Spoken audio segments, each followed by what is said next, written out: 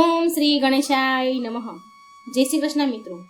આજે નવરાત્રિના ત્રીજા દિવસે મા ચંદ્રઘંટાની કથા આપણે સાંભળીશું. આ નવરાત્રિના દિવસોના મા ચંદ્રઘંટાની મા નવદુર્ગાની કથાઓ સાંભળવાથી ખૂબ પુણ્ય પ્રદાન થાય છે. મા દુર્ગા પ્રસન્ન થાય છે, આપણા પાપ સર્વ બળીને ભસ્મ થાય છે અને અંતે મા મોક્ષ પ્રદાન કરે છે. તો આપણે આજે સાંભળીએ ચંદ્રઘંટા માતાની કથા. વિડીયો જો મિત્રો સારો લાગે તો લાઈક અને શેર જરૂર કરજો. આ ચેનલને સબસ્ક્રાઇબ કરવાનું ભૂલશો નહીં. કમેન્ટ બોક્સમાં જય માતાજીનું નામ જરૂર લખજો. નવરાત્રિના ત્રીજા દિવસેમાં ચંદ્રઘંટાનું ધ્યાન. મસ્તક પર છે અર્ધચંદ્રને મંદ મંદ મુસ્કાન. સિંહ વાહિનીનું ચમકે મનમોહક સર્વ શરીર. કરે વિપદા દૂર હરે ભક્તની પીડા. સર્વ મંગલ માંગલ્યે શિવે શર્વાણી સાધિકે શરણ્યે ત્રંબકે ગૌરી નારાયણી નમસ્તુતે. ઓમ નમઃ શિવાય. જય મા દુર્ગા. પ્રિય ભક્તો, આજે નવરાત્રિના ત્રીજા દિવસે અને આજે શારદીય નવરાત્રિની ત્રીજ છે. આજનો દિવસ નવદુર્ગામાંથી એક મા ચંદ્રઘંટાને સમર્પિત છે. આ માને ત્રિપુર સુંદરી પણ કહેવાય છે. આ માતાજી ધન, ઐશ્વર્ય, ભોગ અને મોક્ષની અધિષ્ઠાતી દેવી છે અને આ દિવસે મા દુર્ગાના 9 રૂપોમાંથી એક મા ચંદ્રઘંટાની પૂજા કરવામાં આવે છે. આજના દિવસે મા ત્રિપુર સુંદરી તથા મા ચંદ્રઘંટાની કથાને સાંભળવાથી, પૂજા અને વ્રત કરવાથી શારીરિક અને માનસિક રોગથી મુક્તિ મળે છે. નકારાત્મક ઉર્જાને દૂર કરીને મા ભક્તોની રક્ષા કરે છે. ભાવનાઓને સ્થિર કરીને ધન વૈભવની પ્રાપ્તિ થાય છે. દુર્ભાગ્ય, નિરાશ, દુર્બળતા જેવા વિકાર ભસ્મ થાય છે. શાંતિ, મુક્તિ, ભક્તિ જેવા ગુણ સાંભળવા વાળાના તન મનમાં સમાઈ જાય છે. પ્રિય ભક્તો, મા ચંદ્રઘંટા મા ત્રિપુર સુંદરી ચિંતામણી નામના સિંહાસન પર બિરાજમાન થઈને ભક્તોની ચિંતા દૂર કરે છે. તો આજે હું સંભળાવી રહી છું શારદીય નવરાત્રિમાં સાંભળવામાં આવતી મા ત્રિપુર સુંદરી તથા મા ચંદ્રઘંટાની બહુ દુર્લભ અને પૌરાણિક કથા. તો ભક્તો, તમે બધા ભક્તગણો બહુ શ્રદ્ધાપૂર્વક ખુશ મનથી સાંભળજો. આપણી ચેનલને સબસ્ક્રાઇબ જરૂર કરી દેજો. વિડીયો લાઈક અને શેર પણ જરૂર કરજો. કમેન્ટ બોક્સમાં જય માતાજી જરૂર લખજો. ઓમ નમઃ શિવાય. ગંગણપતે નમઃ. પૌરાણિક કથા અનુસાર દેવી ત્રિપુર સુંદરીના ઉત્પત્તિનું રહસ્ય. જ્યારે માતા સતીએ એમના દેહને અગ્નિમાં ભસ્મ કરી દીધું તો તેમના વિયોગમાં ભગવાન શિવજી વિરક્ત થઈ ગયા હતા અને ધ્યાનમાં લીન રહેતા હતા. એમણે તેમના ધ્યાન સંપૂર્ણ કર્મોનો પરિત્યાગ કરી દીધો હતો, જેના કારણે ત્રણેય લોકના સંચાલનમાં વ્યાધિ ઉત્પન્ન થઈ. આ બાજુ તાડકાસુર બ્રહ્માજી પાસેથી વરદાન પ્રાપ્ત કર્યું હતું અને એની પુત્ર માત્ર શિવજીના પુત્ર દ્વારા થશે. એનું મૃત્યુ માત્ર શિવજીના પુત્ર દ્વારા થશે. હવે શું થાય? સમસ્ત દેવતાઓએ ભગવાન શિવને ધ્યાનમાંથી જગાડવા માટે કામદેવ અને તેમની પત્ની રતિદેવીને કૈલાસ મોકલ્યા. કામદેવે કસમરસ નામના મોહિની બાણથી ભગવાન શિવ પર પ્રહાર કર્યો. પરિણામ સ્વરૂપ શિવજીનું ધ્યાન ભંગ થઈ ગયું. જોત જોતામાં ભગવાન શિવનું ત્રીજું નેત્રથી ઉત્પન્ન થયેલા ક્રોધથી અગ્નિથી કામદેવને બળીને ભસ્મ થઈ ગયા. શિવજીના ક્રોધથી જે અગ્નિ ઉત્પન્ન થઈ એનાથી કામદેવ બળીને ભસ્મ થઈ ગયા. કામદેવની પત્ની રતિ દ્વારા અત્યંત દારૂણ વિલાપ કરવાથી ભગવાન શિવે કામદેવને ફરી દ્વાપર યુગમાં ભગવાન શ્રી કૃષ્ણના પુત્રના રૂપમાં જન્મ ધારણ કરવાનું વરદાન આપ્યું અને ત્યારથી અંતર ધ્યાન થઈ ગયા. બધા જ દેવી દેવતાઓ અને રતિના ત્યાંથી ગયા પછી કામદેવની રાખ ભસ્મ ત્યાં જ પડી રહી ગઈ હતી. એક દિવસની વાત છે. એક દિવસ ગણપતિજીએ એકવાર એ ભસ્મથી એક પુરુષની મૂર્તિ બનાવી. થોડી જ વારમાં એ પૂતળું સજીવન થઈને કામદેવની જેમ સુંદર બાળક બની ગયું. તેને જોઈને ગણપતિજીએ તેને ગળે લગાવ્યો અને કહ્યું કે તું ભગવાન શંકરની સ્તુતિ કરજે. એ બાળકે સપ્તરુદ્રીયનો પણ ઉપદેશ આપ્યો. એનું નામ આગળ જઈને ભંડાસુર પડ્યું.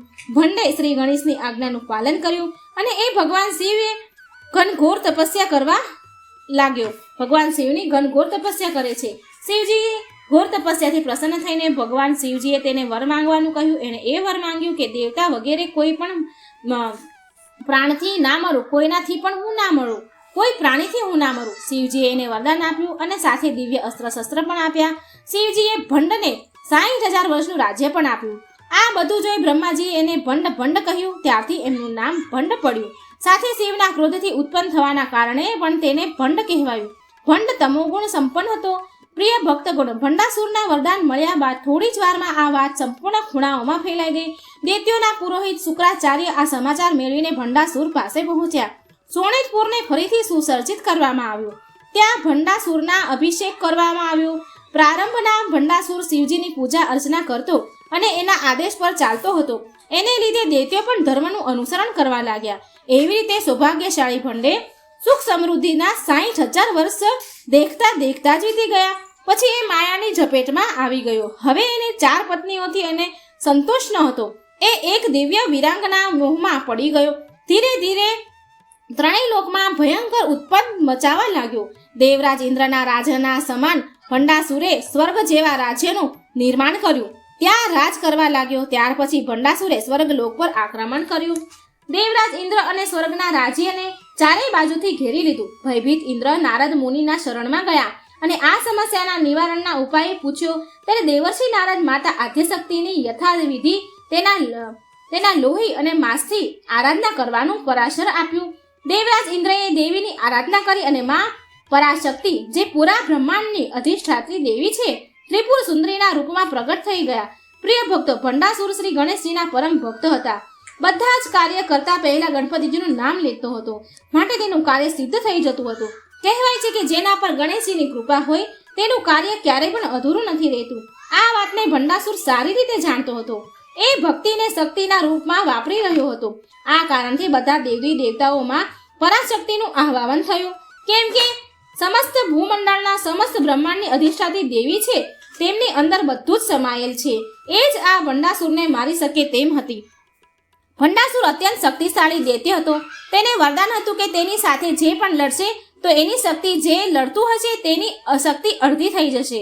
જે તેની સાથે લડશે એની શક્તિ અડધી થશે. દેવતાઓની ઘનઘોર આરાધના કર્યા બાદ માં પરાશક્તિ પ્રગટ થઈ ગયા. તેમના અદ્ભુત દર્શન મેળવીને દેવતા કૃતાર્થ થઈ ગયા. માં પરાશક્તિનું સ્વસ્વરૂપ સિંગાર દેવીના રૂપમાં હતું.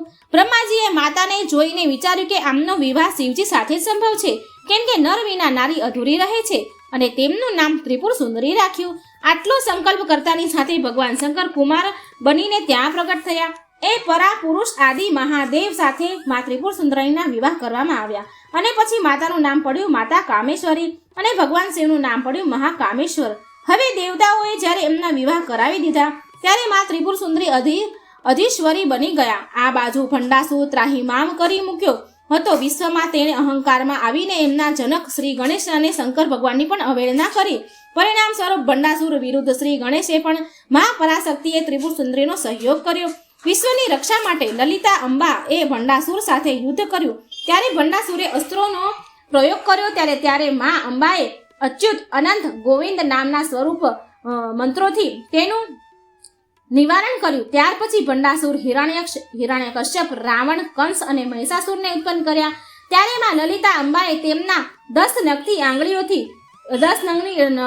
આંગળીઓમાંથી વરાહ, નરસિંહ, રામ, દુર્ગા વગેરે ઉત્પન્ન કર્યા. કૃષ્ણ વગેરે ઉત્પન્ન કર્યા. યુદ્ધના અંતિમ ભાગમાં મા ત્રિપુર સુંદરીએ કામેશ્વર શસ્ત્રથી ભંડાસુરનો વધ કર્યો.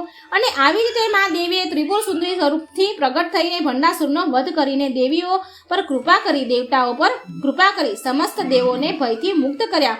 આવી રીતે એમનું નામ પડ્યું લલિતા દેવી. દેવી લલિતા આદિશક્તિનું વર્ણન દેવ પુરાણમાં પ્રાપ્ત થાય છે. ભગવાન શિવને હૃદયમાં ધારણ કરવા પર સતી નેમિષમાં લિંગ ધારણી નામથી પણ વિખ્યાત થાય છે. પછી એમને લલિતા દેવીની નામથી બોલાવવામાં આવ્યા. એક અન્ય કથા અનુસાર લલિતા દેવીનો પ્રાદુર્ભાવ ત્યારે થાય છે જ્યારે ભગવાન દ્વારા છોડવામાં આવેલા ચંદ્રથી પાતાળ સમાપ્ત થવા લાગ્યું. આવી સ્થિતિથી વિચલિત થઈને મુનિ પણ ગભરાઈ ગયા અને સંપૂર્ણ પૃથ્વી ધીરે ધીરે જળમગ્ન થવા લાગી. ત્યારે બધા ઋષિ માતા લલિતા દેવીની ઉપાસના કરવા લાગ્યા. તેમની પ્રાર્થનાથી પ્રસન્ન થઈને દેવી પ્રગટ થયા તથા આ વિનાશકારી ચક્રને પકડી લે છે. પૃથ્વી પર નવજીવન પામે છે. મા ત્રિપુર સુંદરીનું વર્ણન સોનેરી છે તથા એ લાલ રંગના વસ્ત્ર ધારણ કરેલ છે. તેમના શરીર પર તેજ ચમક છે જે એમણે પહેરેલા કેટલાય આભૂષણો દ્વારા પણ છે. તેમના માથા ઉપર એક મુંગટ તથા વાળ ખુલ્લા છે. ભગવાન શિવ સમાન એમને 3 નેત્ર છે. તેમને 4 હાથ છે જેમાં તેમણે પુષ્પરૂપી 5 બાણ, ધનુષ, અંકુશ અને પાશ પકડી રાખ્યો છે. આમાં કમળના આસન પર બિરાજમાન છે. પ્રિય ભક્તો, મા ત્રિપુર સુંદરીના કેટલાય નામ છે. એક નામ સારસી પણ છે. સારસીમાં સતીનું આ રૂપ 16 વર્ષનું હતું, માટે એમનું નામ સારસી પડ્યું. ત્રિપુર અર્થ ત્રણેય લોકમાં સૌથી સુંદર હોવાના કારણે એમને ત્રિપુર સુંદરીના નામથી ઓળખાય છે. અને આમનું નામ રાજેશ્વરી પણ છે.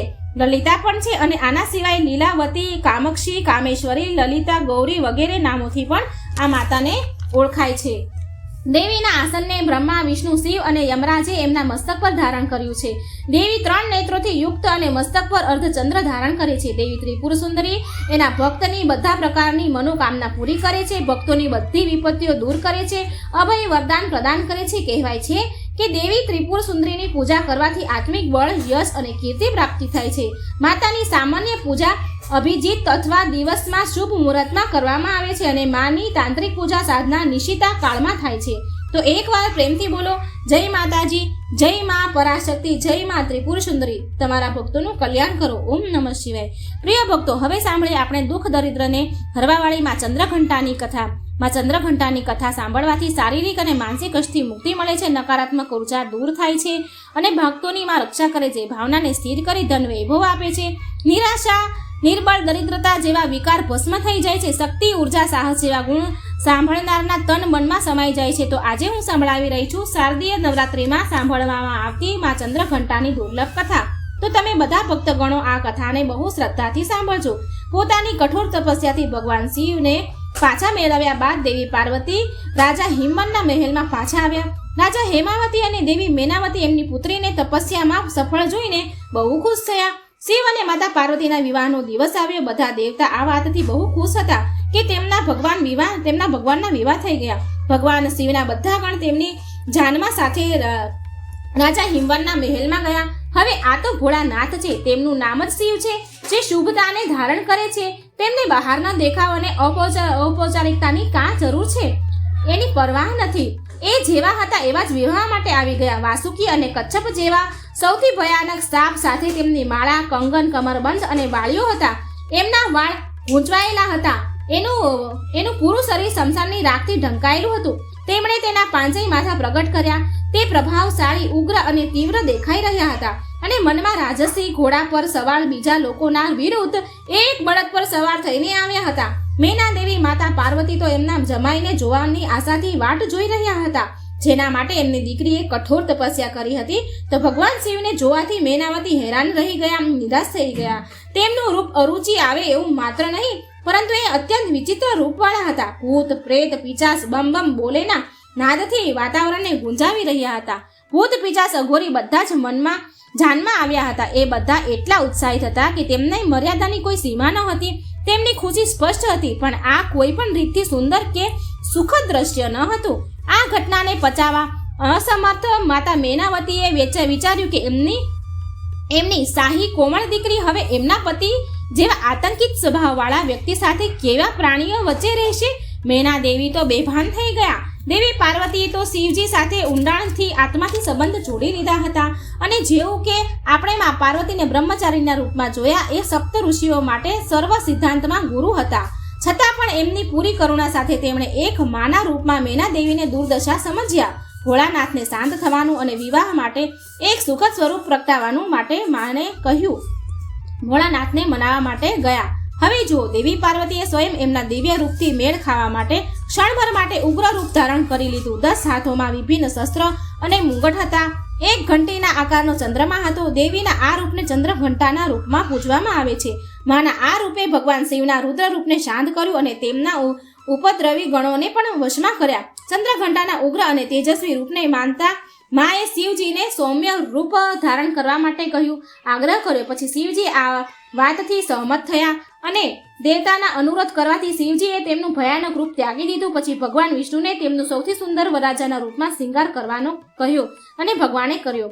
ભગવાન શિવના આ રૂપને ચંદ્રશેખર કે સુંદરેશ્વર નામથી પણ ઓળખાય છે. દેવી પાર્વતીએ શિવજી પ્રત્યે તેમનો પ્રેમ દેખાવા માટે જેમની જટા પર હંમેશા અડધો ચંદ્ર રહે છે, તેમ તેમના માથા ઉપર અડધો ચંદ્ર સજાવ્યો. ત્યાર પછી દેવી પાર્વતી એક સુંદર દુલ્હનના રૂપમાં ભગવાન સાથે ગયા. વિવાહ કરીને કૈલાસ ગયા. ભગવાન શિવ હજી પણ ધ્યાનમાં જ લીન રહે છે. વિવાહ બાદ પણ પાર્વતીજી રોજ તેમની ગુફાને સાફ કરે અને ભોળાનાથની બધી જરૂરિયાતોને પ્રેમથી ધ્યાનમાં રાખે.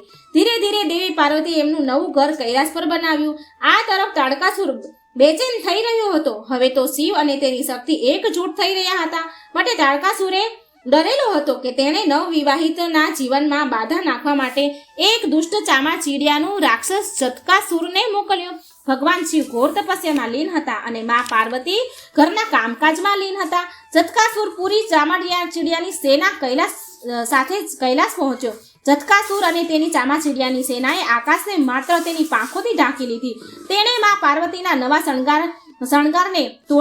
શણગારેલા ઘરને તોડવાનું ઉજાડવાનું શરૂ કરી દીધું. હજી તો નવી દુલ્હન હતા મા પાર્વતી, એટલે રાક્ષસો અને અસુરોના વ્યવહારને સમજવામાં શક્તિશાળી નંદીની મદદ લેવાનો નિર્ણય કર્યો. પણ નંદી ક્યાંય મળ્યા નહીં. માટે ભગવાન શિવના અન્ય ગણોએ જટકાસુર અને શક્તિશાળી સેનાથી સુરક્ષા માટે તેમને પ્રાર્થના કરી, કેમ કે ગણોને વારંવાર જટકાસુર સામે હારનો સામનો કરવો પડતો હતો અને ભગવાન શિવ હજી પણ ઊંડી તપસ્યામાં લીન હતા.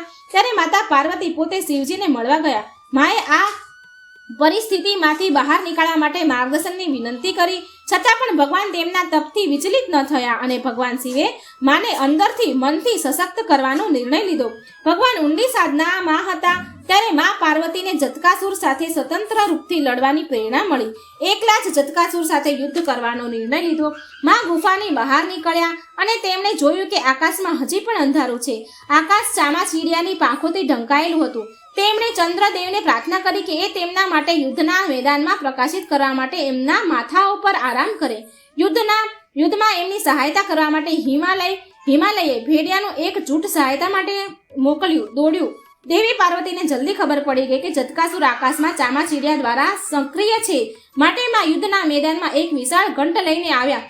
ઘંટ એટલો જોરથી વગાડ્યો કે ચામાચીડિયાઓએ આકાશ સાફ કરી દીધું. જ્યારે ભેડિયાઓમાંથી એક જટકાસુર પર આક્રમણ કર્યું તો દેવી પાર્વતીએ જટકાસુરના માથા પર ઘંટથી પ્રહાર કર્યું, જેનાથી એ એક જ ઝટકામાં મરી ગયો. માથા પર ચંદ્ર અને હાથમાં ઘંટ લઈને દેવીના આ રૂપને બ્રહ્મદેવે દેવ ચંદ્રઘંટાના રૂપમાં મહામંડિત કર્યું. મિત્રો, આ કથા એ વાતનું પ્રતીક છે કે આપણી અંદર રહેલી શક્તિને ઓળખો. આના માટે આપણને દેવીની પ્રેરણા જરૂર છે. જેવી રીતે ભગવાન શિવે મનોમન માતા પાર્વતીને કહ્યું કે ચંદ્રઘંટાના રૂપમાં યુદ્ધ કરી પાસે હાજર અપાર શક્તિનો અનુભવ કરાવવા માટે ઘંટીના આકારના અર્ધચંદ્રથી સુશોભિત સોનેરી રંગવાળા અને 10 ભુજાઓવાળા એ સોનેરી સિંહ પર સવાર છે. 8 કોમળ હાથોમાં ત્રિશૂળ, ગદા, તીર, ધનુષ્ય, તલવાર, કમળ, ઘંટ, એક રુદ્રાક્ષ માળા અને એક કમંડળ પાણીનું વાસણ છે. જો કે તેમનો એક હાથ અભય મુદ્રામાં ભયને દૂર કરવા વાળી મુદ્રામાં છે. માએ નારંગી કલરના વસ્ત્ર પહેર્યા છે. એ સિંહ કે વાઘ પર સવાર છે, જે બહાદુરી અને તાકાતનું પ્રતીક છે. જય માતા ચંદ્રઘંટા. એક વાર પ્રેમથી બોલો, જય મા ચંદ્રઘંટા. ઓમ નમઃ શિવાય. જય મા ભગવતી.